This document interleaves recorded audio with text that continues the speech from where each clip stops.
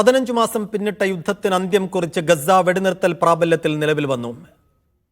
ഇന്ന് മോചിപ്പിക്കുന്ന 3 ബന്ദികളുടെ വിവരങ്ങൾ ഹമാസ് ഇസ്രായേലിന് കൈമാറി. 3 വനിതകളെയാണ് ഇന്ന് ഹമാസ് വിട്ടയക്കുക.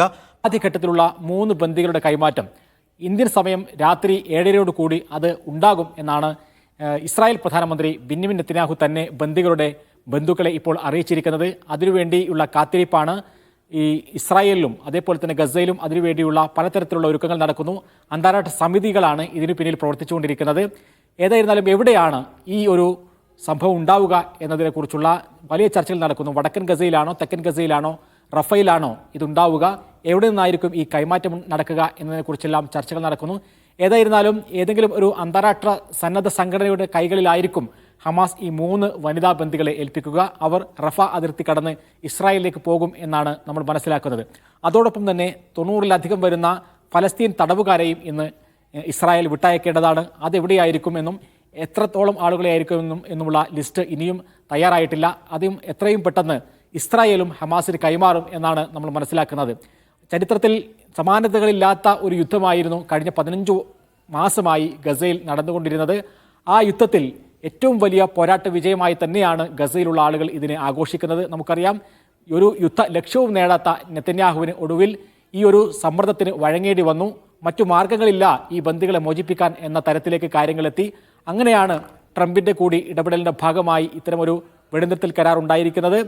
ഖത്തറും അതേപോലെ തന്നെ ഈജിപ്തും ഇതിൻ്റെ മധ്യസ്ഥത വഹിച്ചു. അമേരിക്കയുടെ 2 വിഭാഗവും, അതായത് ട്രംപും ബൈഡനും ഈ വെടിനിർത്തൽ കരാറിൻ്റെ ഭാഗമായിരുന്നു. അങ്ങനെ ഏതായിരുന്നാലും ഇപ്പോൾ ഇന്ന് രാവിലെ മുതൽ ആരംഭിച്ച ഈ വെടിനിർത്തൽ അടുത്ത ഒരു 6 ആഴ്ച പിന്നിടുമ്പോഴേക്കും 33 ബന്ദികളെ ഹമാസ് വിട്ടയക്കേണ്ടതുണ്ട്. അതിന് പകരമായി 1000-ഓളം ബന്ദികളെ ഇസ്രായേലും വിട്ടയക്കണം. കഴിഞ്ഞ ദിവസം ഇസ്രായേൽ പ്രധാനമന്ത്രി ബെന്യാമിൻ നെതന്യാഹു നടത്തിയ ഒരു പ്രസ്താവനയുണ്ട്. ഈ ബന്ദികളെ വിട്ടുകിട്ടിയാൽ 1ാമത്തെ ഘട്ടം കഴിഞ്ഞാൽ ഞങ്ങൾക്ക് വീണ്ടും ആക്രമണത്തിലേക്ക് തന്നെ തിരിച്ചു പോകാനുള്ള സാധ്യതയുണ്ട് എന്ന്. അതിനെ അടക്കം ഇപ്പോൾ മധ്യസ്ഥ രാജ്യമായ ഖത്തറടക്കം തള്ളിക്കളയുന്നു. ഇനിയും ചർച്ചകൾ നടക്കാനുണ്ട്. ഇപ്പോൾ ഏതെങ്കിലും രാജ്യങ്ങളുടെ നേതാക്കൾ പറയുന്ന പ്രസ്താവനകൾക്ക് പിന്നാലെ നിങ്ങൾ പോകേണ്ടതില്ല. ഈ വെടിനിർത്തലിൻ്റെ 16ാമത്തെ ദിവസം ഇതിൻ്റെ 2ാം ഘട്ടവും 3ാം ഘട്ടവും എങ്ങനെയായിരിക്കണം എന്നതിനെക്കുറിച്ചുള്ള ചർച്ചകൾ പുനരാരംഭിക്കും. ആ ചർച്ചയിലായിരിക്കും ഈ സമ്പൂർണ്ണമായ ഒരു യുദ്ധവിരാമത്തെക്കുറിച്ചുള്ള സൂചനകൾ ഉണ്ടാവുക, അതിനുള്ള നിബന്ധനകൾ എഴുതി ചേർക്കപ്പെടുക.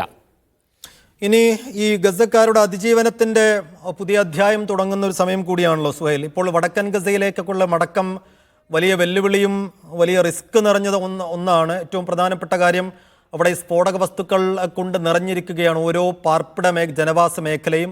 പൊട്ടാത്ത ബോംബുകളടക്കം ഉണ്ടാകും.